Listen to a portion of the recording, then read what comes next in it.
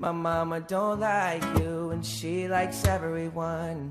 And I never- Pourquoi? Alors, je vais expliquer pourquoi, mais d'abord deux choses à garder en tête. Première chose, si jamais tu mélanges don't et doesn't, c'est pas grave, ça ne va pas changer le sens de ta phrase. Donc ne stresse jamais par rapport à la grammaire, parce que quand on stresse, ça bloque la communication. Donc stresse pas, déjà. Deuxième chose, dans l'anglais standard, on dit I don't, you don't, she, he, it doesn't. Donc si tu dis you ou she ou my mama doesn't, là c'est faux dans l'anglais standard. Mais souvent l'anglais standard c'est enseigné comme si c'était le seul anglais et que le reste c'était faux, c'était pas juste.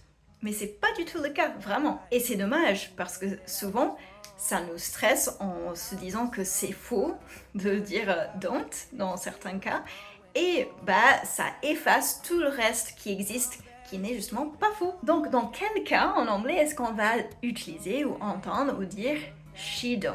Ça va exister dans certains dialectes régionaux en Angleterre, ça va exister en African American Vernacular, ça va exister en Southern American English et ça peut exister juste dans plusieurs pays anglophones qui vont utiliser ça dans du langage plus familier en fait. Donc, et ça arrive souvent qu'on va entendre dans des chansons souvent pop des dialectes et du l'anglais plus informel justement. Donc, est-ce que Justin Bieber a fait une faute de grammaire?